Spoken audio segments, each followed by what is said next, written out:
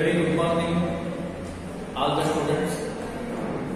In the previous class, we know the meaning and definition of the partnership, and also very important, partnership deed. What do you mean by partnership deed? And also very important, a contents of partnership deed. ನಿನ್ನೆ class ನಲ್ಲಿ ನಾವು partnership ಅಂದ್ರೆ ಏನು, partnership ನಲ್ಲಿ ಮುಖ್ಯವಾಗಿ ಇರುವಂತಹ contents ಗಳೇನು ಅಂತ ನಿನ್ನೆ ಕ್ಲಾಸ್ ಅಲ್ಲಿ ತಿಳ್ಕೊಂಡು, ಇವತ್ತಿನ ಕ್ಲಾಸ್ ಅಲ್ಲಿ ಬಹಳ ಮುಖ್ಯವಾಗಿ ನಿಮ್ಮ ಸಿಲೆಬಸ್ ನಲ್ಲಿ very important aspect cooperative society. What you mean by cooperative society? Definition very important in the examination, point of examination.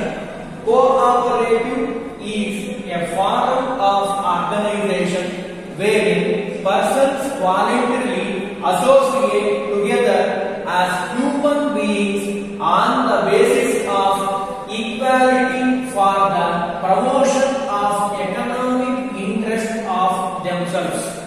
It is a one definition. The meaning of cooperative, it is a one society. Society means a cooperative society. ಅಂದ್ರೆ ಏನು ಅಂತ ಕೇಳಿದ್ರೆ it is a one type of a business form. ಇಲ್ಲಿ ಏನಾಗುತ್ತೆ, ನಾವು ಸೋಲ್ trading ನೋಡಿದ್ದೀವಿ, very important, partnership ನೋಡಿದ್ದೀವಿ. ಹಾಗಾದ್ರೆ ಕೋಆಪರೇಟಿವ್ ಅದಕ್ಕೆ ಏನು ವ್ಯತ್ಯಾಸ ಅಂತ ಕೇಳಿದ್ರೆ it is A voluntary associate. ಇಲ್ಲಿ ಬೇರೆ ಯಾರೋ ಬಂದು ಸೇರಿಸೋದಲ್ಲ ಜನಗಳನ್ನ. ಇಲ್ಲಿ ಬರ್ದಿದ್ದೀನಿ ಅದಕ್ಕೆ ವಾಲಂಟರಿ ಪರ್ಸನ್ಸ್, ವ್ಯಕ್ತಿಗಳು ತಾವೇ ತಾವಾಗಿ ಅಂದ್ರೆ ಸ್ವಇಚ್ಛೆಯಿಂದ ವಾಲಂಟರಿಯಾಗಿ ಅಸೋಸಿಯೇಟ್ ಒಟ್ಟುಗೂಡಿ together human beings on the basis of equality for the promotion of economic interest. Society ಮಾಡುವ ಉದ್ದೇಶ ಏನು ಅಂದ್ರೆ ಜನಗಳಿಗೆ ಎಕನಾಮಿಕ್ ಆಗಿ ಅನುಕೂಲ ಆಗಿ, ಫಂಡ್ ಅನ್ನು ಕೊಡ್ಲಿಕ್ಕೆ ಅನುಕೂಲ ಆಗಿ ಅನ್ನೋ ದೃಷ್ಟಿಯಿಂದ ಮಾಡೋದಕ್ಕೆ ನಾವೇನ್ ಕರಿತೀವಿ, very important, cooperative society. Cooperate ಸಹಕಾರ, ಸಹಕಾರ ಸಂಘಗಳು ಅಂತ ಇದೆ, ಅದನ್ನ ನಾವೇನ್ ಹೇಳ್ತೀವಿ, ಕೋಆಪರೇಟಿವ್ ಸೊಸೈಟಿ. ಅಂದ್ರೆ cooperative society is a form of a organisation. It is a one organisation. Business ನ ಒಂದು ಟೈಪ್ ಇದ್ದ ಹಾಗೆ. ಇದರ ಮೂಲ ಉದ್ದೇಶ ಏನು ಅಂತ ಕೇಳಿದ್ರೆ ಪರ್ಸನ್ಸ್ ಅಂದ್ರೆ ವ್ಯಕ್ತಿಗಳು ವಾಲಂಟರಿಯಾಗಿ ಅಂದ್ರೆ ಸ್ವ ಇಚ್ಛೆಯಿಂದ ಅವ್ರೇನ್ ಮಾಡ್ತಾ ಇದ್ದಾರೆ, ಅಸೋಸಿಯೇಟ್ ಒಟ್ಟುಗೂಡಿ ಅವ್ರೇನ್ ಮಾಡ್ತಾ ಇದ್ದಾರೆ, ಕೆಲಸವನ್ನ ಮಾಡ್ತಾರೆ, ಆರ್ಗನೈಸೇಷನ್ ನಡೆಸ್ತಾರೆ. ಕಾರಣ ಏನು ಅಂದ್ರೆ ಎಕನಾಮಿಕ್ ಇಂಟ್ರೆಸ್ಟ್, ವ್ಯಕ್ತಿಗತವಾಗಿರುವಂತಹ ಎಕನಾಮಿಕ್ ಇಂಟ್ರೆಸ್ಟ್ ಅನ್ನ, ಎಕನಾಮಿಕ್ ಆಕ್ಟಿವಿಟಿಯನ್ನ themselves ಅಂದ್ರೆ ಪರಿಪೂರ್ಣಗೊಳಿಸಲಿಕ್ಕೋಸ್ಕರವಾಗಿ ಮಾಡುವಂತದ್ದಕ್ಕೆ ನಾವೇನ್ ಹೇಳ್ತೀವಿ, ಕೋಆಪರೇಟಿವ್ ಸೊಸೈಟಿ ಅಂತ ಹೇಳ್ತೀವಿ. ಇನ್ನೊಂದು ಕಡೆ ಒಂದು ಡೆಫಿನೇಷನ್ ಇನ್ನೂ ಚೆನ್ನಾಗಿ ಹೇಳ್ತಾರೆ. What you mean by cooperative society? A cooperative society ಅಂತ ಅಂದ್ರೆ ನಾನು ಈಗ ಹೇಳಿದಾಗೆ a cooperative society voluntary association of persons, ವ್ಯಕ್ತಿಗಳು ವಾಲಂಟರಿಯಾಗಿ ಸ್ವ ಇಚ್ಛೆಯಿಂದ ಒಟ್ಟುಗೂಡಿ who join together with a motive of welfare of members.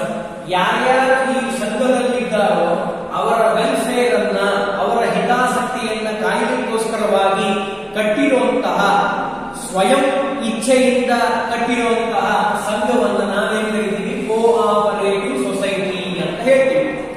ಇದು ಎಲ್ಲಿದೆ ಅಂತ ಕೇಳಿದ್ರೆ ಕೋಆಪರೇಟಿವ್ ಸೊಸೈಟಿ ಆಕ್ಟ್ ಇನ್ 1912 ಅಂತ ಇದೆ.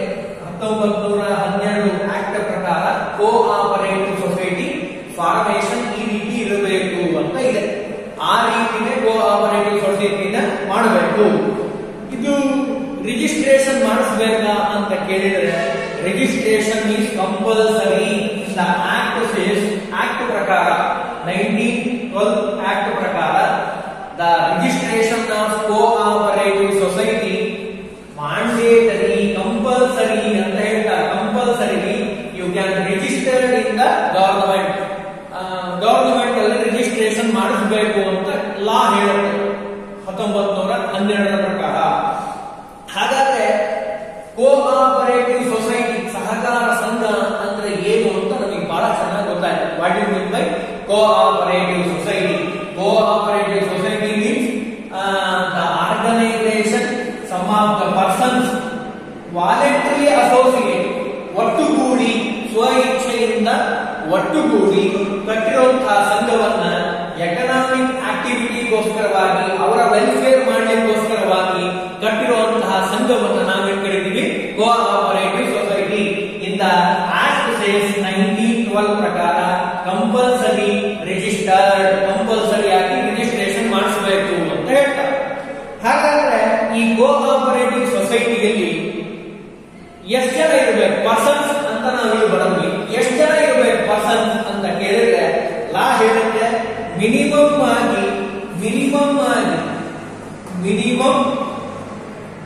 10 ಅಡಲ್ಟ್ ಪರ್ಸನ್ಸ್ ಅಂತ ಹೇಳ್ತೀವಿ. 10 ಅಡಲ್ಟ್ ಪರ್ಸನ್, ಮಿನಿಮಮ್ ಆಗಿ 10 ಜನ ಅಡಲ್ಟ್ ಆಗಿರುವಂತಹ ಪರ್ಸನ್ಗಳು ಇರಬೇಕು. ಅಂದ್ರೆ 10 ಜನ ಮೆಂಬರ್ಗಳಿದ್ರೆ ಎಲ್ಲಿ ಕೋಆಪರೇಟಿವ್ ಸೊಸೈಟಿಯಲ್ಲಿ ಆ 10 ಜನ ಮೆಂಬರ್ಗಳು ಅಡಲ್ಟ್ ಆಗಿರಲೇಬೇಕು. ಇಟ್ ಈಸ್ ಅ ಕಂಡೀಷನ್ ಅಂತ ಹೇಳ್ತಾರೆ. ಮ್ಯಾಕ್ಸಿಮಮ್ ಅನ್ಲಿಮಿಟೆಡ್ ಎಷ್ಟು ಜನ ಬೇಕಾದ್ರೂ ಇರ್ಬೋದು. ಯಾಕೆ it is a cooperative society. It is a cooperative society. Partnership work ನಲ್ಲಿ ಹಾಗಿಲ್ಲ, ಕಂಡೀಷನ್ ಇದೆ ಇಷ್ಟೇ ಜನ ಇರಬೇಕು ಅಂತ. But cooperative society minimum 10 adult person, 10 ಜನ ಅಡಲ್ಟ್ ಆಗಿರುವಂತಹ ವಯಸ್ಕರು ಇರಲೇಬೇಕು ಮಿನಿಮಮ್ ಆಗಿ ಅಂತ ಹೇಳ್ತಾರೆ. ಬಟ್ ಮ್ಯಾಕ್ಸಿಮಮ್ ಅನ್ಲಿಮಿಟೆಡ್ ಎಷ್ಟು ಜನ ಬೇಕಾದ್ರೂ ಇರಬಹುದು ಇಂದ ಕೋಆಪರೇಟಿವ್ ಸೊಸೈಟಿ ಅಂತ ಹೇಳ್ತಾರೆ.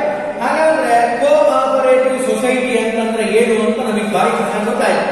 ಸ್ವಲ್ಪ ಕೋಆಪರೇಟಿವ್ ಸೊಸೈಟಿಯಲ್ಲಿರುವಂತಹ ಲಕ್ಷಣಗಳೇನು, how to identify a cooperative society. Cooperative society ಅಂತ ಕಂಡು ಹಿಡ್ಕೋಬೇಕಾದ ಲಕ್ಷಣಗಳು ಬೇಕು. Features of the cooperative society. What are the features of the cooperative society ಅಂತ ಕೇಳಿದ್ರೆ first one very important, voluntarily associated.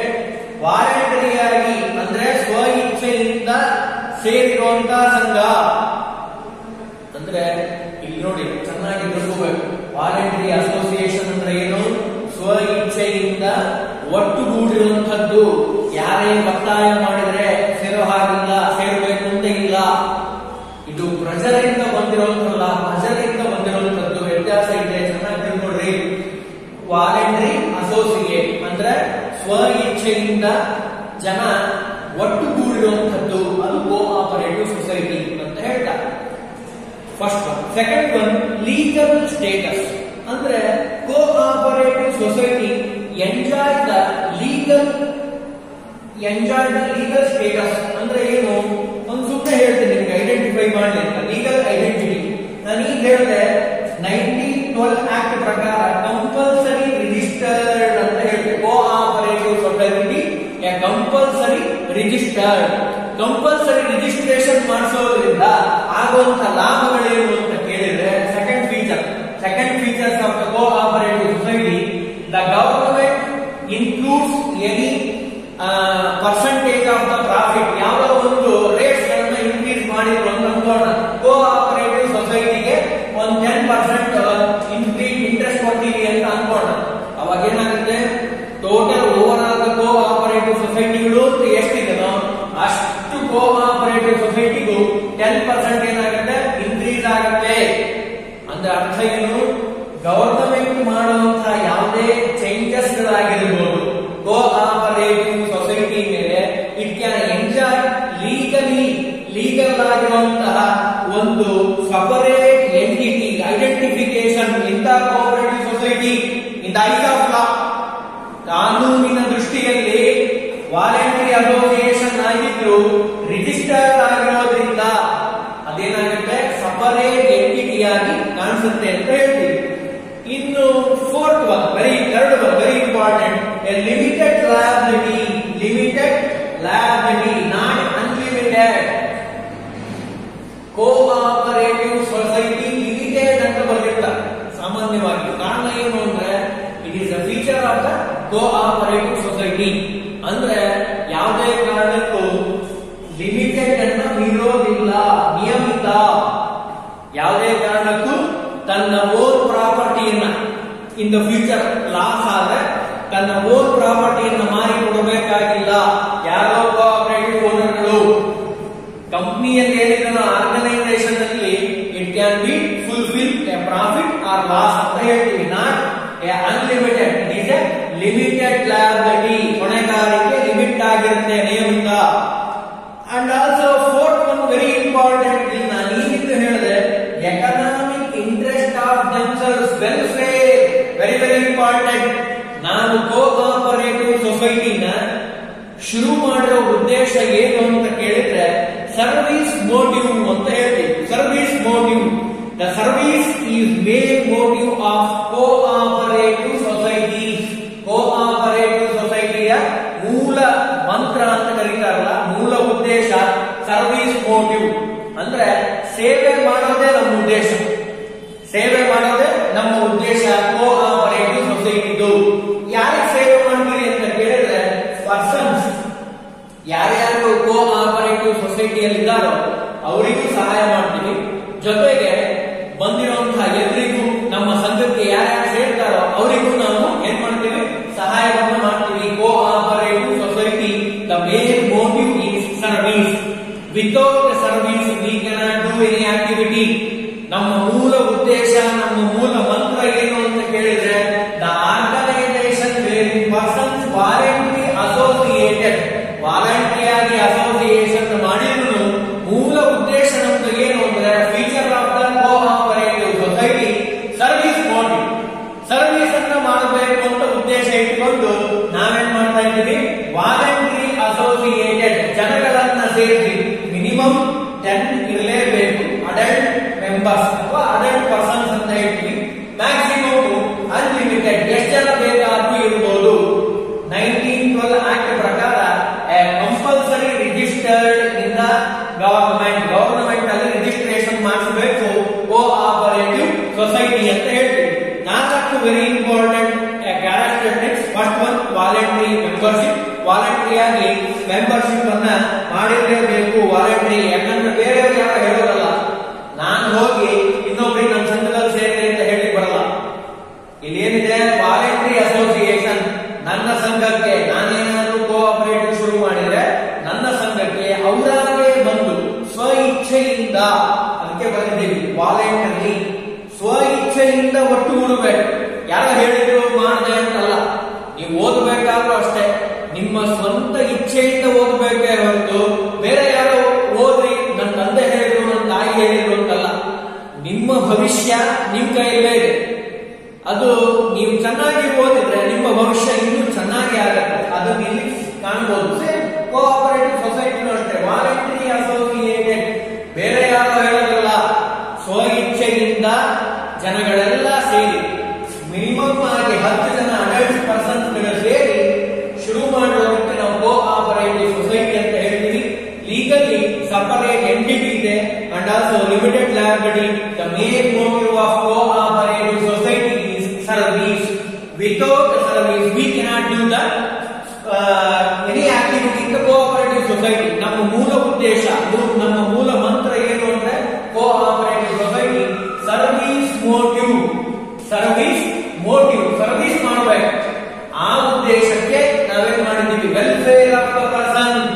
ಇಲ್ಲೇನಿದಾರಲ್ಲ ಸಂಘದಲ್ಲಿರುವಂತವರು, ಅವರ ವೆಲ್ಫೇರ್ಗೋಸ್ಕರವಾಗಿ, ಎಕನಾಮಿಕ್ ವೆಲ್ಫೇರ್ ಅನ್ನ ಚೆನ್ನಾಗಿ ನೋಡೋದಕ್ಕೋಸ್ಕರವಾಗಿ we can start a business type, one type economic cooperative society ಅಂತ ಹೇಳಿ.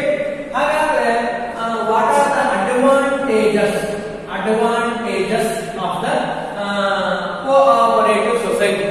ಮೆರಿಟ್ಸ್ ಏನು, ಅನುಕೂಲತೆಗಳೇನು ಕೋಆಪರೇಟಿವ್ ಸೊಸೈಟಿಯು ಅಂತ ಕೇಳಿದ್ರೆ, first one very important, easy formation. Easy formation is very very important. Easy formation. Cooperative society ನಾನು ಈಗಿಂದ ಹೇಳಿದೆ, ವಾಲಂಟರಿ ಅಸೋಸಿಯೇಷನ್. ವಾಲಂಟರಿ ಆಗಿ ನಮ್ಮ ನಾವೇ ಶುರು ಮಾಡೋದ್ರಿಂದ ಸುಲಭವಾಗಿ ನಾವು ಶುರು ಮಾಡಬಹುದು, ಏನು ತೊಂದರೆ ಇಲ್ಲ. ಬೇರೆ ಯಾರನ್ನ ಕರ್ಕೊಂಡು ಬರಬೇಕು, ಕೇಳಬೇಕು, ಪರ್ಮಿಷನ್ ತಗೋಬೇಕು ಅಂದ್ರೆ ಕಷ್ಟ.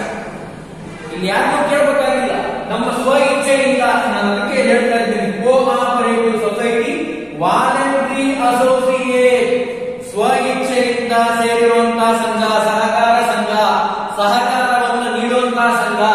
ಸೊ ಈಸಿ ಫಾರ್ಮೇಶನ್, ಈಸಿಯಾಗಿ ಸುಲಭವಾಗಿ ನಾವೇನ್ ಮಾಡಬಹುದು, ಶುರು ಮಾಡಬಹುದು.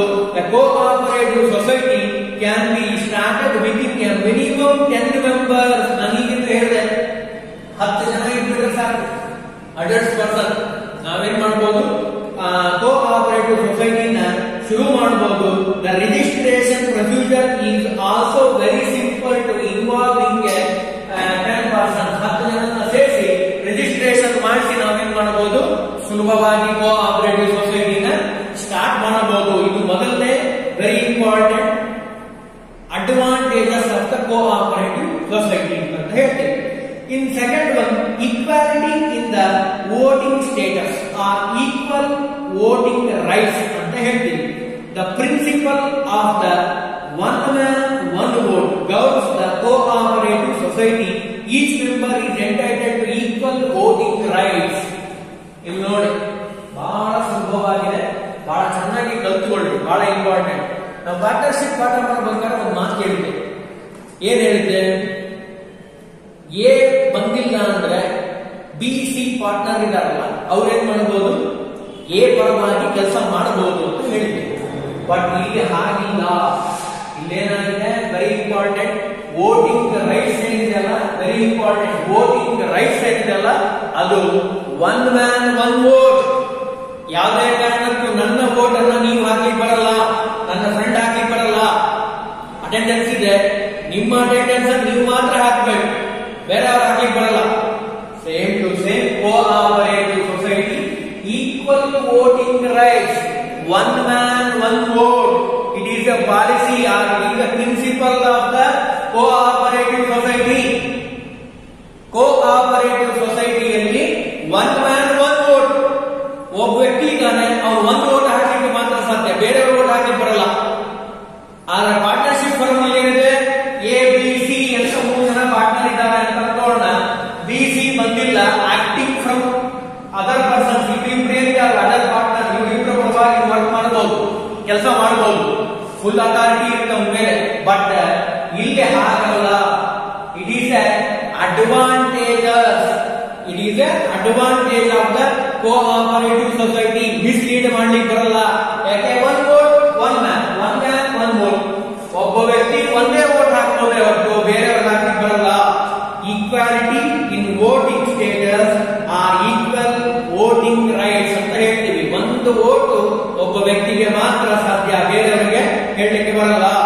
Each member entitled to voting rights. ಎಲ್ಲಾ ವ್ಯಕ್ತಿಗಳು 10 ಜನ ಇದ್ದಾರೆ ಅಂತ ಅನ್ಸೋಣ, 10 ಮೆಂಬರ್ಸ್ ಇದ್ದಾರೆ, ಅಡಲ್ಟ್ ಮೆಂಬರ್ಸ್. 10 ಜನಕ್ಕೂ ನಾವೇನ್ ಕೊಟ್ಟಿದ್ದೀವಿ, ವಿ ಗಿವ್ ಅಂತ ಪವರ್, ವೋಟಿಂಗ್ ಪವರ್. ಅದು ಅಧ್ಯಕ್ಷರನ್ನ, ಪ್ರೆಸಿಡೆಂಟ್ ಅನ್ನ ಆರಿಸೋದಾಗಿರ್ಬೋದು, ಖಜಾಂಚಿ ಕ್ಯಾಶಿಯರ್ ಅನ್ನ ಆರಿಸೋದಾಗಿರ್ಬೋದು, ಅಥವಾ we take the decisions in the cooperative society, various decisions. ಯಾವ ಡಿಸಿಷನ್ ತೆಗೆದುಕೊಳ್ಳಬೇಕಾದ್ರೂ we can give a voting rights. Voting rights ಇದ್ದೀವಿ. ಹೇಗೆ voting rights? One man one vote. It is a principle line of the cooperative society. ಒಬ್ಬ ವ್ಯಕ್ತಿಗೆ ಒಂದೇ vote, ಬೇರೆ ಹಾಕೋ ಹಾಕಿಲ್ಲ. ಇದು ಬಹಳ ಚೆನ್ನಾಗಿರುವಂತಹ ಒಂದು advantage of the cooperative society ಅಂತ ಹೇಳ್ತಾರೆ. ಇದು ಮೊದಲನೇ.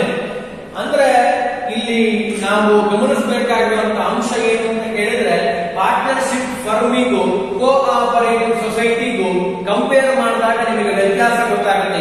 ಯಾವ ಅಡ್ವಾಂಟೇಜಸ್ ಇದೆ, ಅಲ್ಲಿ ಅಡ್ವಾಂಟೇಜ್ ಇದ್ದಿದ್ದು ಲಿಮಿಟೇಷನ್ಸ್ ಆಗ್ಬೋದು, ಇಲ್ಲಿ ಲಿಮಿಟೇಷನ್ಸ್ ಇದ್ದಿದ್ದು ಅಲ್ಲಿ ಅಡ್ವಾಂಟೇಜಸ್ ಆಗ್ಬೋದು. ಸ್ವಲ್ಪ ಗಮನ ಕೊಟ್ಟು ಕೇಳಿದ್ರೆ ನಿಮಗೆ ಬಹಳ ಚೆನ್ನಾಗಿ ಗೊತ್ತಾಗುತ್ತೆ ಅನ್ಕೊಳ್ತೀನಿ. ನಾನು ಹೇಳಿದ ಅರ್ಥ ಆಗಿದೆ ಅಂತ ಅನ್ಕೊಳ್ತೀನಿ. Cooperative society a main motive voting power ಹೇಗಿದೆ, one man one vote, one man one vote ಅಂತ ಹೇಳ್ತೀವಿ. ಹಾಗಾದ್ರೆ ಸ್ವಲ್ಪ ಮುಂದೋಗೋಣ. Limited liability, cooperative society advantages ಏನು?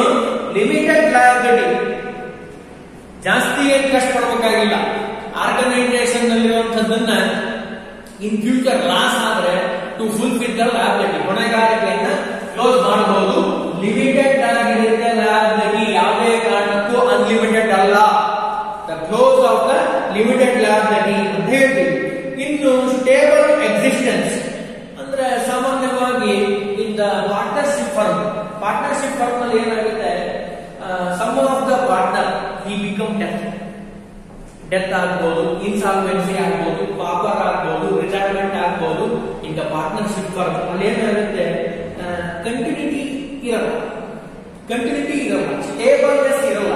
But in the advantages of cooperative society stable ಆಗಿ ಒಂದೇ ರೀತಿ ಎಕ್ಸಿಸ್ಟೆನ್ಸ್. ಯಾಕೆ ಅಂತ ಕೇಳಿದ್ರೆ 10 ಜನ ಇರೋದ್ರಿಂದ, 10 ಜನ ಅಡಲ್ಟ್ ಪರ್ಸನ್ಸ್ ಇರೋದ್ರಿಂದ ಮಿನಿಮಮ್ ಆಗಿ ಯಾರು ಒಬ್ಬರು ಹೋದ್ರು ಏನು ತೊಂದರೆ ಇಲ್ಲ, ಏನು ತೊಂದರೆ ಆಗಲ್ಲ. ಯಾಕೆ ವೋಟಿಂಗ್ ರೈಟ್ಸ್ ಇದೆ, one man one vote it is A ಮೂಲ ಮಂತ್ರ of the cooperative society.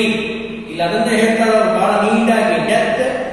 Death ಆಗ್ಬೋದು ಅಂದ್ರೆ ಯಾರಾದ್ರೂ ಮೃತರಾಗ್ಬೋದು, ಅಥವಾ ಬ್ಯಾಂಕ್ರಪ್ಟಿ ಆರ್ ಇನ್ಸ್ಯಾನಿಟಿ ಆಗಿರಬಹುದು. Of the person do not affect A continuity of cooperative society. ಯಾವ ಎಫೆಕ್ಟು ನಮ್ಮ ಮೇಲೆ ಆಗೋದಿಲ್ಲ. ಎಲ್ಲಿ ಕೋಆಪರೇಟಿವ್ ಸೊಸೈಟಿಯಲ್ಲಿ ಬಹಳ ನೀಟಾಗಿ ನಡೆಸ್ಕೊಂಡು ಹೋಗ್ಬೋದು ಕೋಆಪರೇಟಿವ್ ಸೊಸೈಟಿನ. ಆದ್ರೆ ಪಾರ್ಟ್ನರ್ಶಿಪ್ ಫರ್ಮಿಗೆ ಬಂದ್ಬಿಟ್ರೆ ಸ್ವಲ್ಪ ಹೊಟ್ಟ ಬಿಡುತ್ತೆ. ಯಾರು ಪಾರ್ಟ್ನರ್ ಹೋಗಿರ್ತಾರೋ ಅವರಿಗೆ ನೀವು ಪ್ರಾಫಿಟ್ ಅನ್ನ ಹಂಚಬೇಕಾಗತ್ತೆ, ಲಾಸ್ ಆದ್ರೆ ಲಾಸ್ ಅನ್ನು ಹಂಚಬೇಕಾಗತ್ತೆ. ಡೆತ್ ಆದ್ರೆ, ಇನ್ಸಾನಿಟಿ ಆದ್ರೆ, ಇನ್ಸಾಲ್ವೆನ್ಸಿ ಆದ್ರೆ, ಪಾಪರ್ ಆದ್ರೆ, it is quite difficult in the partnership firm, but it is advantageous in the cooperative society. ಇಲ್ಲೇನಾಗುತ್ತೆ, a stable existence, ಸ್ಟೇಬಲ್ ಆಗಿರುತ್ತೆ. ಯಾರೇ ಹೋದ್ರು ಒನ್ ಮ್ಯಾನ್ ಒನ್ ವೋಟ್ ಇರೋದ್ರಿಂದ no problem, we can run a stable ಆಗಿ run ಮಾಡಬಹುದು. ಇನ್ನು fifth one, economy in operation ಅಂತ ಹೇಳ್ತೀವಿ. Economy in operation. What do mean by economy in operation ಕೇಳಿದ್ರೆ, the members generally offer a honorary service to the society. Elimination of middleman helps in reducing the cost. The risk of bad debts is lower. ಇಲ್ಲಿ ನೋಡಿ ಬಹಳ ಚೆನ್ನಾಗಿದೆ. Economy operation ನಾನು ಬಹಳ ಸಲ ಹೇಳ್ತಿರ್ತೀನಿ. ನಮ್ಮ accounts ನಲ್ಲಿ ವೆರಿ ಇಂಪಾರ್ಟೆಂಟ್ ಆಗಿ ನೀವು ಅಕೌಂಟ್ಸ್ ನಲ್ಲಿ ಒಂದು ಶಬ್ದ ಕೇಳಿರ್ತೀವಿ, ನೆಟ್ಸ್ ಅಂತ ಬರ್ತಾರೆ. ಡೆಬಿಟಾರ್ ಅಂತ ಕರೀತಾರೆ. ಡೆಬಿಟಾರ್ ಅಂದ್ರೆ ಸಾಲಗಾರರು, ಕ್ರೆಡಿಟಾರ್ ಅಂದ್ರೆ ಸಾಲವನ್ನು ಕೊಡೋರು ಕನ್ನಡದಲ್ಲಿ. ಡೆಬಿಟಾರ್ ಇದ್ದಾಗ ಅದರಲ್ಲೂ ವೇರಿಯಸ್ ಟೈಪ್ಸ್ ಆಫ್ ಡೆಬಿಟಾರ್ಸ್. ಕೆಲವರು ನಾಳೆ ಕೊಡ್ತೀನಿ ಸರ್ ಅಂತಾರೆ, ಕೆಲವರು 1 ವೀಕ್ ಟೈಮ್ ಕೊಡಿ ಅಂತಾರೆ, ಕೆಲವರು 6 ಮಂತ್ಸ್ ಕೊಡಿ ಸರ್ ಅಂತಾರೆ. ಹೀಗೆಲ್ಲ ಟೈಪ್ಸ್ ಆಫ್ ಡೆಟಾರ್ಸ್. ಅದರಲ್ಲೂ ನಾವು ಅವರಿಗೆ ಒಂದು ಒಳ್ಳೆ ಶಬ್ದದಿಂದ ಕರಿತೀವಿ, ಬಹಳ ಒಳ್ಳೆ ಶಬ್ದ, ಡೌಟ್ಫುಲ್ ಡೆಟಾರ್ಸ್. ಡೌಟ್ಫುಲ್ ಡೆಟಾರ್ಸ್ ಕೊಡ್ತಾರೆ, ಗ್ಯಾರಂಟಿ ಇಲ್ಲ. ಕೊಟ್ರೆ ಕೊಡಬಹುದು, ಕೊಟ್ಟೆ ಕೊಡ್ತಾರೆ ಅಂತ ಗ್ಯಾರಂಟಿ ಇಲ್ಲ. ಡೌಟ್ಫುಲ್ ಡೆಟಾರ್ಸ್ ಇವ್ರೇನಿದಾರಲ್ಲ, ಇವರು ಇಲ್ಲಿ ಇನ್ಕ್ಲೂಡ್ ಆಗಲ್ಲ. ಬಹಳ ಇಂಪಾರ್ಟೆಂಟ್, ಇಲ್ಲಿ ಇನ್ಕ್ಲೂಡ್ ಆಗಲ್ಲ. ಡೌಟ್ಫುಲ್ ಡೆಟಾರ್ಸ್ ಇದು ನಮ್ಗೆ ಏನ್ ಸಂಬಂಧ ಸರ್, ಇಲ್ಯಾಕೆ ಹೇಳ್ತಾ ಇದ್ದೀರಿ ಅಂತ ನೀವು ಕೇಳಬಹುದು. ನಾನು ಈಗ ಒಂದು ಸೆಂಟೆನ್ಸ್ ಓದಿದೆ, ಗಮನ ಕೊಟ್ಟು ಕೇಳಿಸ್ಕೊಂಡ್ರೆ ನಿಮಗೆ ಬಹಳ ಚೆನ್ನಾಗಿ ಅರ್ಥ ಆಗುತ್ತೆ. ಇಲ್ಲಿ ನೋಡಿ, ನಾನು ಒಂದು ಸೆಂಟೆನ್ಸ್ ಓದಿದೆ. The member generally offer a honorary service to the society. ನಮ್ಮ ಮೂಲ ಉದ್ದೇಶ ಏನು? To service to the society. Service ಮಾಡೋದೇ, ಸೇವೆ ಮಾಡೋದೇ ನಮ್ಮ ಮೂಲ ಉದ್ದೇಶ. ಇಲ್ಲಿ ಸೇವೆ ಮಾಡಬೇಕಾದ್ರೆ elimination of middleman help in reducing a cost. ನಾವು ಸರ್ವಿಸ್ ಮಾಡೋ ಉದ್ದೇಶ ಇರೋದ್ರಿಂದ ಮಿಡ್ಲ್ಮನ್ ಕಾಸ್ಟ್ ಇದೆಯಲ್ಲ, ಮಿಡ್ಲ್ಮನ್ ಕಾಸ್ಟ್ ಅಂದ್ರೆ ಮಧ್ಯವರ್ತಿಗಳಿಗೆ ಕೊಡಬೇಕಾಗಿರುವಂತಹ ಕಾಸ್ಟ್ ಅನ್ನ ನಾವು ರೆಡ್ಯೂಸ್ ಮಾಡೋದ್ರಿಂದ ಡೌಟ್ಫುಲ್ ಡೆಟಾರ್ಸ್ಗಳು ಬರೋದೇ ಇಲ್ಲ, ಕಡಿಮೆ ಆಗುತ್ತೆ, ರಿಲೀಸ್ ಮಾಡಬಹುದು. Risk of the bad debts is lower. ಯಾಕೆ? ಡೈರೆಕ್ಟ್ ಆಗಿ ನಾವು ವ್ಯಕ್ತಿಗಳ ಜೊತೆ ವ್ಯವಹಾರ ಮಾಡೋದ್ರಿಂದ, ಸರ್ವಿಸ್ ಕೊಡೋದ್ರಿಂದ ಇಲ್ಲಿ ಡೌಟ್ಫುಲ್ ಡೆಟಾರ್ಸ್ ಅಥವಾ ಬ್ಯಾಡ್ ಡೆಟ್ಸ್ ಅಂತ ಕೊಡದೇ ಇಲ್ಲ ಅಂತ ಆಗಿರುತ್ತೆ. ಅಂತವರಿಗೆ ನಾವು ಬ್ಯಾಡ್ ಡೆಟ್ಸ್ ಅಂತ ಕರಿತೀವಿ. ಬ್ಯಾಡ್ ಡೆಟಾರ್ ಅಂತ ಹಾಕಿ. But some of the doubtful debtors ಇಲ್ಲ ಸರ್, 6 ಮಂತ್ಸ್ ಕೊಡಿ ಸರ್ ಅವಕಾಶ, ನಾನು ಪೇ ಮಾಡಿದ ಅಮೌಂಟ್ ಅನ್ನ ಇರ್ಬೋದು. ಇಲ್ಲ ಅಂತಂದ್ರೆ ಏನೋ ಪರ್ಸನಲಿ ಇಂಜುರಿ ಆಗಿರ್ಬೋದು, ಹೆಲ್ತ್ ಸರಿ ಇಲ್ಲದೆ ಇರ್ಬೋದು, ಅವನ ಹತ್ರ ದುಡ್ಡು ಇಲ್ಲದೆ ಇರ್ಬೋದು, ಏನೋ ಸಮಸ್ಯೆ ಆಗಿರ್ಬೋದು, ಪ್ರಾಬ್ಲಮ್ ಇರ್ಲಿ. ಅಂದ್ರೆ ಎಕನಾಮಿ ಇಂದ ಆಪರೇಷನ್ ಏನಾಗಿದೆ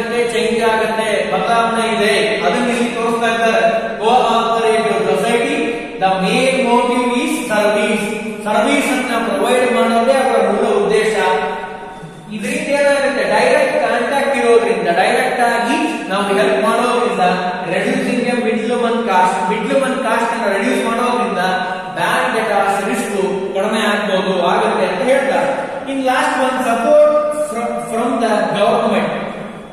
Very important advantage of the cooperative society. Support to the government. Support government ಇದು ಯಾಕೆ ಅಂತ ಕೇಳಿದ್ರೆ the cooperative society finds a support from the government in the form of low tax subsidies and low interest rates of loans. ನಾನು ಈಗಿದ್ದು ಹೇಳಿದೆ 10% ಇದು ಉದಾಹರಣೆ ಕೊಟ್ಟೆ, ಅದನ್ನೇ ಇಲ್ಲಿ ಬಿಡಿಸಿ ನಾವು ಸ್ವಲ್ಪ ತಿಳ್ಕೊಳ್ಳೋಣ ಏನಾಗುತ್ತೆ ಅಂತ ಕೇಳಿದ್ರೆ, ನಾನು ಈಗಿದ್ದು ಹೇಳಿದೆ 1912 ಆಕ್ಟ್ ಪ್ರಕಾರ compulsory registered A cooperative society, compulsory ಆಗಿ ರಿಜಿಸ್ಟ್ರೇಷನ್ ಮಾಡಿಸಬೇಕು. ರಿಜಿಸ್ಟ್ರೇಷನ್ ಮಾಡಿಸದೇ ಇರೋ ಹಾಗಿಲ್ಲ, ಕಂಪಲ್ಸರಿ ಆಗಿ ರಿಜಿಸ್ಟ್ರೇಷನ್ ಮಾಡಿಸಬೇಕು. ಈ ರಿಜಿಸ್ಟ್ರೇಷನ್ ಮಾಡಿಸೋದ್ರಿಂದ ಗವರ್ನಮೆಂಟಿನ ಹೆಲ್ಪ್ ನಿಮಗೆ, ಸಪೋರ್ಟ್ ನಿಮಗೆ ದೊರೆಯುತ್ತೆ. ಯಾರಿಗೆ? ಕೋಆಪರೇಟಿವ್ ಸೊಸೈಟಿಗೆ. ಯಾವ ರೀತಿ ದೊರಕುತ್ತೆ ಅಂತ ಕೇಳಿದ್ರೆ, first one low taxes.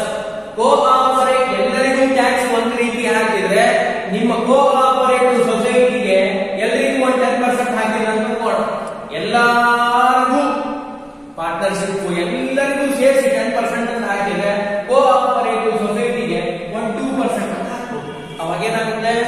You pay only 2% tax to the government, reducing a tax rates. Second one a subsidy and low interest rates on loan. ಈಗ ಕೋಆಪರೇಟಿವ್ ಸೊಸೈಟಿಯಲ್ಲಿ ಲೋನ್ ತಗೊಂಡ್ರೆ ಅದು ಯಾವ ಬೇಕಾ, ಯಾವ ಪರ್ಸನಲ್ ಲೋನ್ ಆಗಿರ್ಬೋದು, ಹೋಮ್ ಲೋನ್ ಆಗಿರ್ಬೋದು, ಯಾವುದೇ ಲೋನ್ ತಗೊಂಡು to give a low rates, interest rate ಯಾವಾಗಲೂ ಕಡಿಮೆ ಇರುತ್ತೆ, 20% ಅನ್ಕೊಂಡು. ಫಾರ್ ಎಕ್ಸಾಂಪಲ್ ಬೇರೆ ಕಡೆ 30% ಕೊಟ್ರೆ ಇಲ್ಲೇನ್ ಮಾಡ್ತಾರೆ, ಕೋಆಪರೇಟಿವ್ ಸೊಸೈಟಿಗೆ ಅನುಕೂಲ ಆಗಲಿ ಅಂತ ಹೇಳಿ ರಿಜಿಸ್ಟರ್ಡ್ ಅಲ್ಲ, ಇದು registered with support of the government. Government support ಇದೆ ನಿಮಗೆ, ಗವರ್ನಮೆಂಟ್ ಸಪೋರ್ಟ್ ಮಾಡೋದ್ರಿಂದ to pay only 20%, reducing interest, loan interest rates ಅಂತ ಕರಿತೀವಿ. ಇದೆಲ್ಲ ಹೇಗೆ ಸಾಧ್ಯ? It is advantages of the cooperative society. ಬೇರೆದ್ರಲ್ಲಿ ಈ ಅಡ್ವಾಂಟೇಜಸ್ ಗಳಿಲ್ಲ. ಯಾಕೆ? It is registered society, company ಏನಿದೆ ಆರ್ಗನೈಸೇಷನ್ ರಿಜಿಸ್ಟರ್ಡ್ ಆಗಿರುವಂತದ್ದು. ಹಾಗಾಗಿ ಗವರ್ನಮೆಂಟಿನ ಫುಲ್ ಸಪೋರ್ಟ್ ನಿಮಗಿರುತ್ತೆ. These are all very important advantages. First one ನಾವೇ ತಿಳ್ಕೊಂಡ್ವಿ, ಈಸಿ ಟು ಫಾರ್ಮೇಶನ್, ಸುಲಭವಾಗಿ ಇದನ್ನ ಸ್ಟಾರ್ಟ್ ಮಾಡಬಹುದು. ಎರಡನೇದು equality in voting power, one vote one man, one man one vote. It is very important principle of the cooperative society. ಮೂರನೇದು very important ಆಗಿ limited liability, limit ಆಗಿರುತ್ತೆ liability, ನಿಯಮಿತ. Fourth one stable existence, ಅದು death ಆಗಿರ್ಬೋದು, insanity, insolvency, ಏನ್ problem ಬಂದ್ರು cooperative ಸೊಸೈಟಿಗೆ ಅದು ಯಾವುದೇ ಕಾರಣಕ್ಕೂ ತೊಂದರೆ ಮಾಡೋದಿಲ್ಲ ಅಂತ ಹೇಳ್ತೀವಿ. ಇನ್ನು fifth one economy in operation. Economy in operation, reducing a minimum cost and reducing a risk or minimising a risk of bad debts and helping a service motive ಅಂತ ಹೇಳ್ತೀವಿ. ಇನ್ನು last one support from the government. Government ಇಂದ full support ಇರುತ್ತೆ cooperative ಸೊಸೈಟಿಗೆ. It is a main advantage. These are all 6 points advantages of the cooperative society ಅಂತ ಹೇಳ್ತೀವಿ. ಹಾಗಾದ್ರೆ cooperative ಸೊಸೈಟಿಯ ಲಿಮಿಟೇಷನ್ಸ್ ಗಳೇನು? Loophole of the cooperative society. Limitations, demerits. What are the demerits of the cooperative society? First one a limited resource ಅಂತ ಹೇಳ್ತೀವಿ. Limited resource, limited resource. Cooperative ಸೊಸೈಟಿಯಲ್ಲಿ ನಾನು ಹೇಳಿದಂಗೆ 10 ಜನ ಶುರು ಮಾಡಿರ್ತಾರೆ, ಅಡಲ್ಟ್ ಮೆಂಬರ್ಸ್. ಅವರಿಗೆ ಲಿಮಿಟ್ ಆಗಿರುವಂತಹ ರಿಸೋರ್ಸ್ ಇರುತ್ತೆ, ಪಾರ್ಟ್ನರ್ಶಿಪ್ ಫರ್ಮ್ ನಂಗೆ ಅಲ್ಲ ಅಂತ ಹೇಳ್ತೀವಿ. First one limitation of the cooperative society, because a consist of capital contribution of the member with limited means. ಇಲ್ಲಿ 10 ಜನ ಇದ್ದಾರೆ, 10 ಜನದ ಹತ್ರ ಎಲ್ಲರೂ ಚೆನ್ನಾಗಿರ್ತಾರೆ, ಚೆನ್ನಾಗಿ ಕ್ಯಾಪಿಟಲ್ ಹಾಕ್ತಾರೆ ಅಂತ ಗ್ಯಾರಂಟಿ ಇಲ್ಲ. It is a welfare of cooperative society. Service motive ಇರೋದ್ರಿಂದ ಇದು ಸ್ವಲ್ಪ ಲಿಮಿಟ್ ಆಗಿರುತ್ತೆ, ಅಸೋಸಿಯೇಷನ್ ಅಂತ ಹೇಳ್ತೀವಿ. ಇನ್ನು limited resource. Second one insufficiency in management. ಇಲ್ಲೇನಾಗುತ್ತೆ, 10 ಜನ ಇರೋದ್ರಿಂದ ಮ್ಯಾನೇಜ್ಮೆಂಟ್ ಮಾಡೋದು ಇಟ್ ಈಸ್ ಕ್ವೈಟ್ ಡಿಫರೆಂಟ್, ಬಹಳ ಡಿಫಿಕಲ್ಟ್ ಆಗಿರುತ್ತೆ. ಯಾಕೆ? Cooperative society are unable to attract unable to attract employee expert managers because of their reliability in their high salary. ನೋಡಿ, professional ಆಗಿ ನಾವೇನ್ ಮಾಡಬಹುದು, ಇಲ್ಲಿ ಮ್ಯಾನೇಜ್ಮೆಂಟ್ ಮಾಡೋದು ಬಹಳ ಕಷ್ಟ. ಕಾರಣ ಏನು ಅಂತ ಕೇಳಿದ್ರೆ 10 ಜನ ಇರೋದ್ರಿಂದ, ಇಲ್ಲಿ 1 man 1 vote ಇರೋದ್ರಿಂದ it is a high difficulty to manage all the members. ಯಾಕೆ ಅಂದ್ರೆ ಕನ್ನಡದಲ್ಲಿ ಒಂದು ಗಾದೆ ಮಾತು ಹೇಳ್ತಿರ್ತಾರೆ, ನೀವು ಕೇಳಿರ್ಬೋದು ಅಂತ ಅನ್ಕೊಂತೀನಿ. ಮ್ಯಾನೇಜ್ಮೆಂಟ್ ಮಾಡೋದು ಹೇಗೆ ಅಂತ ಕೇಳಿದ್ರೆ, ಕಪ್ಪೆಯನ್ನು ಕೂಗು ಹಾಕಿದ ಹಾಗೆ. ಒಂದು ತಕ್ಕಡಿಯಲ್ಲಿ ಕೂತಿದೆ ಅಂದ್ರೆ ಕಪ್ಪೆ, ಅದು ಇನ್ನೊಂದು ಕಡೆ ಹೊರಗಡೆ ಹೋಗಿರುತ್ತೆ. It is highly difficult. It is A highly difficult. ಅದಕ್ಕೆ ಒಂದು ನನ್ನ ಸ್ಟೋರಿ ಯಾವಾಗ ಹೇಳ್ತಿದ್ದೆ, ಮ್ಯಾನೇಜ್ ಮಾಡೋದು ಎಷ್ಟು ಕಷ್ಟ, ಇಟ್ ಈಸ್ ಹೈಲಿ ಡಿಫಿಕಲ್ಟ್, ಹೇಗೆಲ್ಲ ಇರುತ್ತೆ ಅಂತ ಕೇಳಿದ್ರೆ, ಒಂದು ಆರ್ಗನೈಸೇಷನ್ ನಲ್ಲಿ ಒಬ್ಬ ವ್ಯಕ್ತಿ ನ್ಯೂ ಕಮ್ಮರ್, ಹೊಸದಾಗಿ ಬಂದಿದ್ದಾರೆ, ಮ್ಯಾನೇಜ್ಮೆಂಟ್ ಮಾಡಬೇಕು ಅಂತ ಹೇಳಿ.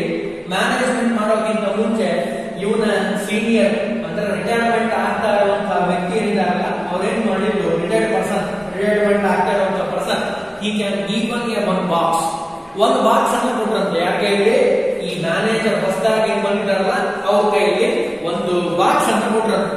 ಬಾಕ್ಸ್ ಅನ್ನು ಕೊಟ್ಟು ಹೇಳಿದ್ರಂತೆ, ಇದರಲ್ಲಿ 2 ಸ್ಲಿಪ್ಸ್ ಇದೆ, 2 ಸ್ಲಿಪ್ ಇದೆ. ನೀವೇನ್ ಮಾಡಬೇಕು ಅಂದ್ರೆ, ವೆನ್ ಕಂಪನಿ ರಿಸೆಷನ್ ಪೀರಿಯಡ್ ಯಾವಾಗ ಆಗುತ್ತೋ ಆ ಟೈಮ್ ನಲ್ಲಿ you can open a 1 slip ಅಂತ ಹೇಳಿದ್ರು. ಇವರು ಒಂದು 5 years ಆದ್ಮೇಲೆ, after 5 years a recession period ಬಂದಾಗ ಈ ಕ್ಯಾನ್ ಓಪನ್ 1 ಶೀಟ್ ಅನ್ನು ಓಪನ್ ಮಾಡಿದಂತೆ, 1 ಸ್ಲಿಪ್ ಅನ್ನ ಓಪನ್ ಮಾಡಿದಾಗ ಆಶ್ಚರ್ಯ ಏನು ಅಂದ್ರೆ, ಅದ್ರಲ್ಲಿ ಏನೋ ಯುನಿಟ್ಕೊಂಡಿದ್ದ ಹೊಸದಾಗಿರುವಂತಹ manager a solution in the slip. ಈ ಏನು ಪ್ರಾಬ್ಲಮ್ ಆಗಿದೆಯಲ್ಲ, ಈ ಪ್ರಾಬ್ಲಮ್ಗೆ ಒಂದು ಸೊಲ್ಯೂಷನ್ ಏನಾದ್ರು ಬರೆದಿರ್ತಾರೆ ಅಂತ ಅನ್ಕೊಂಡಿದ್ದಂತೆ. ಮ್ಯಾನೇಜ್ಮೆಂಟ್ ಮಾಡೋದು ಎಷ್ಟು ಡಿಫಿಕಲ್ಟ್ ಅಂತ ಹೇಳಲಿಕ್ಕೆ ಈ ನಿಮ್ಗೆ ಸ್ಟೋರಿ ಹೇಳ್ತಾ ಇದ್ದೀನಿ, 1 ಲೈನ್ ಸ್ಟೋರಿ. ಇಲ್ಲಿ ಈ ಓಲ್ಡ್ ಮ್ಯಾನೇಜರ್ ಏನಿದಾರಲ್ಲ, ಇವ್ರು ಕೊಟ್ಟಿರುವಂತಹ ಸ್ಲಿಪ್ ಅನ್ನು ನ್ಯೂ ಮ್ಯಾನೇಜರ್ ಓಪನ್ ಮಾಡಿದ್ದಾರೆ ಆಫ್ಟರ್ 5 years. ಆ ಸ್ಲಿಪ್ ಅಲ್ಲಿ ಏನಾದ್ರು ಸೊಲ್ಯೂಷನ್ ಬರ್ದಿರ್ಬೋದಾ ಅಂತ ಓಪನ್ ಮಾಡಿದ್ರೆ, ಅವರು ಓಪನ್ ಮಾಡಿದ ಕೂಡಲೇ ಒಂದು ಸೆಂಟೆನ್ಸ್ ಬರೆದಿದ್ರಂತೆ, ಏನು, ಬ್ಲೇಮಿಂಗ್ ಅಂದ್ರೆ ಬೈಬೇಕು ಓಲ್ಡ್ ಮ್ಯಾನೇಜರ್ ಬಿಟ್ಟೋಗಿರುವಂತಹ ಮ್ಯಾನೇಜರ್ಗೆ ನೀನು ಬೈಬೇಕು ಅಂತ. ಅರ್ಥ ಏನು, ಇವನ ಹತ್ರ ಆನ್ಸರ್ ಇಲ್ಲ ಅಂತ. ಇದು ಮೊದಲನೇ. ಇನ್ನು ಆಫ್ಟರ್ 5 years, ಒಂದು 5 ವರ್ಷ ಆಯ್ತು, ಅದಾದ್ಮೇಲೆ ಮತ್ತೆ ಒಂದ್ಸಾರಿ ರಿಸೆಷನ್ ಬಂತು. ಅವಾಗ he can open another slip, 2ನೇ ಸ್ಲಿಪ್ ಇದೆಯಲ್ಲ, ಅದನ್ನು ಓಪನ್ ಮಾಡಿದಂತೆ ಈ ಮ್ಯಾನೇಜರು. ಅದರಲ್ಲಾಗೋ ಆನ್ಸರ್ ಬರ್ತಿದ್ದಾರ ಅಂತ ನೋಡಿದ್ರೆ, ಅವ್ರೇನ್ ಬರ್ತಿದ್ರು 2ನೇ ಸ್ಲಿಪ್ ಅಲ್ಲಿ ಅಂದ್ರೆ, ಟು ಪ್ರಿಪೇರ್ 2 ಸ್ಲಿಪ್ಸ್. 2 ಸ್ಲಿಪ್ ಅನ್ನ ರೆಡಿ ಮಾಡಿ ಮುಂದಿನ ಮ್ಯಾನೇಜರ್ಗೆ ಬಿಟ್ಟೋದ್ಮೇಲೆ ಅವ್ರಿಗೆ ಉಪಯೋಗ ಆಗಲಿ, 2 ಸ್ಲಿಪ್ ಅನ್ನ ಇದೇ ರೀತಿ ರೆಡಿ ಮಾಡಿ ಬಾಕ್ಸ್ ಅಲ್ಲಿ ಹಾಕಿ. ಅಂದ್ರೆ it is a highly risk to management ಮಾಡೋದಿದೆಲ್ಲ, it is quite different and highly risk for our cooperative society. ಹಾಗಾಗಿ ಇದು ಒಂದು ಲಿಮಿಟೇಷನ್ ಅಂತ ಹೇಳ್ತೀವಿ. In third one, lack of secrecy. ಬಹಳ ಜನ ಇರೋದ್ರಿಂದ, ನನಗೆ ಹೇಳಿದೆ 10 ಜನ ಇರೋದ್ರಿಂದ, you cannot maintain a secrecy in your cooperative ಸೊಸೈಟಿಯಲ್ಲಿ ನೀವು ಬಹಳ ಚೆನ್ನಾಗಿ ಸೀಕ್ರೆಸಿ, ರಹಸ್ಯಗಳನ್ನ ಮೇಂಟೈನ್ ಮಾಡೋದು ಬಹಳ ಕಷ್ಟ, ಡಿಫಿಕಲ್ಟ್. ಯಾರಾದ್ರೂ ಒಬ್ರಿಗೊಬ್ರು ಫ್ರೆಂಡ್ ಇದ್ದೇ ಇರ್ತಾರೆ, ಹಿ ಕ್ಯಾನ್ ಡಿಸ್ಕ್ಲೋಸ್, ಓಪನ್ ಆಗಿ ಹೇಳ್ಬಿಡ್ತಾರೆ. ಬಹಳ ಹುಷಾರಾಗಿ ಮೇಂಟೈನ್ ಮಾಡೋದು highly difficult. A cooperative society maintain the secrecy. Lack of ಕೊರತೆ ಇದೆ, ಸೀಕ್ರೆಸಿ ಮೇಂಟೈನ್ ಮಾಡ್ಲಿಕ್ಕೆ ಆಗಲ್ಲ. ಇನ್ 4th one, government control. It is also one disadvantages of the cooperative society. ಎಲ್ಲದಕ್ಕೂ ಪ್ರಶ್ನೆ ಕೇಳುತ್ತೆ ಗವರ್ಮೆಂಟ್. ಪ್ರಾಫಿಟ್ ಆಯ್ತಾ, ಎಷ್ಟು ಪ್ರಾಫಿಟ್ ಆಯ್ತು, ಈ ಪ್ರಾಫಿಟ್ ಆಗಲಿಕ್ಕೆ ಕಾರಣ ಏನು, ಹೆಂಗೆಲ್ಲ ಬಂತು profit, what are the causes or what are the important contents, ಹೇಗೆ ಪ್ರಾಫಿಟ್ ಬಂದಿದೆ, ಎಲ್ಲವನ್ನೂ ಎಕ್ಸ್ಪ್ಲೈನ್ ಟು ದ ಗವರ್ಮೆಂಟ್. ನೀವು ಗವರ್ಮೆಂಟ್ ಹೇಳ್ಬೇಕು. ಸೋಲ್ ಟ್ರೇಡಿಂಗ್ ನಲ್ಲಿ ಏನು ಹೇಳ್ಬೇಕಾಗಿಲ್ಲ, ಸ್ವತಂತ್ರವಾಗಿರ್ಬೋದು. but it is a disadvantages of the cooperative society. Controlling government control cooperative society. ಸಾಮಾನ್ಯವಾಗಿ ಎಲ್ಲ ವಿಷಯವನ್ನು ನನಗೆ ಹೇಳಿದ್ನಲ್ಲ, ಗವರ್ನಮೆಂಟ್ ಸಪೋರ್ಟ್ ಇರುತ್ತೆ ಅನ್ನೋದು ಬಿಟ್ರೆ ಎಲ್ಲಾ ವಿಷಯವನ್ನು ನೀವೇನ್ ಮಾಡಬೇಕು, ಗವರ್ನಮೆಂಟ್ ಮುಂದೆ ಹೋಗಿ ಹೇಳಬೇಕಾಗುತ್ತೆ. ಡಿಫರೆನ್ಸ್ ಆಫ್ ಒಪಿನಿಯನ್ ಇಲ್ಲಿ ಏನಿದೆ, ನಾನು ಇನ್ನು ಹೇಳಿದೆ 10 adult members, it is a principle one man one vote ಅಂತ ಹೇಳಿ, ಹೌದಾ? ಒಂದು ಇದರಲ್ಲಿ ತೊಂದರೆ ಇದೆ, ಒಂದು ಡಿಸ್ಅಡ್ವಾಂಟೇಜಸ್ ಏನು ಅಂತ ಕೇಳಿದ್ರೆ ಡಿಫರೆಂಟ್ ಆಫ್ ಒಪಿನಿಯನ್. ನೀವು ಒಪ್ಪಿದ್ದನ್ನ ನಾನು ಒಪ್ಪಬೇಕು ಅಂತ ಏನು, ಅಥವಾ ನಾನು ಹೇಳಿದ್ದನ್ನ ನಾನು ಒಪ್ಪಿದ್ದನ್ನ ನೀವು ಒಪ್ಪಬೇಕು ಅಂತ ಏನಿಲ್ಲ. ನಿಮ್ಮ ವ್ಯೂ ಆಫ್ ಥಿಂಕಿಂಗ್ ಬೇರೆ ಇರಬಹುದು, ನನ್ನ ವ್ಯೂ ಆಫ್ ಥಿಂಕಿಂಗ್, ನಾನು ನೋಡುವಂತ ದೃಷ್ಟಿ, ಪರ್ಸೆಪ್ಷನ್ ಅಂತ ಕರೀತಾರೆ. ಆರ್ಗನೈಸೇಷನಲ್ ಬಿಹೇವಿಯರ್ ಅಂತ ಒಂದು ಸಬ್ಜೆಕ್ಟ್ ಇದೆ, ಅದರಲ್ಲಿ ಬರುವಂತಹ ಒಂದು ಶಬ್ದ ವೆರಿ ಇಂಪಾರ್ಟೆಂಟ್. ಪರ್ಸೆಪ್ಷನ್, ನೋಡುವ ರೀತಿ ಇದೆಯಲ್ಲ, ಅದು ಬಹಳ ಡಿಫರೆಂಟ್ ಆಗಿರುತ್ತೆ. ನಾನ್ ನೋಡಿದ್ದನ್ನ, ನನಗೆ ಚೆನ್ನಾಗಿ ಕಂಡಿದ್ದನ್ನ ನಿಮಗೂ ಚೆನ್ನಾಗಿ ಕಾಣಬೇಕು ಅಂತ ಏನಿಲ್ಲಲ್ಲ, ನಿಮಗೆ ಬೇರೆ ರೀತಿ ಕಾಣಿಸ್ಬೋದು.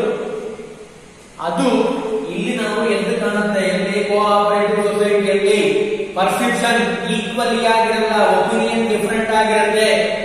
10 ಜನನ್ನ ಸೇರಿಸಿ, ಉದಾಹರಣೆಗೆ ಫಾರ್ ಎಕ್ಸಾಂಪಲ್ ಎ ಅನ್ನ ಸೆಲೆಕ್ಟ್ ಮಾಡಬೇಕು ಅಂತ 4 ಜನ ಹೇಳಿದ್ರೆ ಬಿ ಅನ್ನ ಸೆಲೆಕ್ಟ್ ಮಾಡಬೇಕು ಅಂತ 6 ಜನ ಹೇಳ್ತಾರೆ.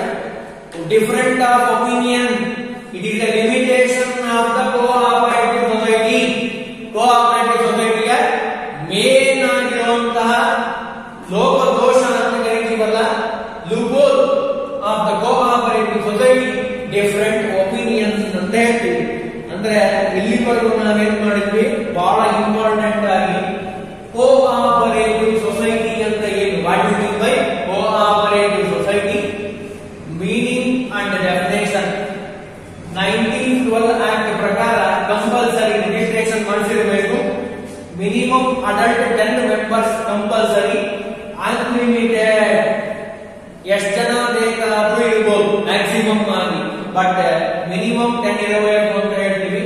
Advantages and also disadvantages, limitations of the cooperative society ಅಂತ ಇಲ್ಲಿ ಒಂದು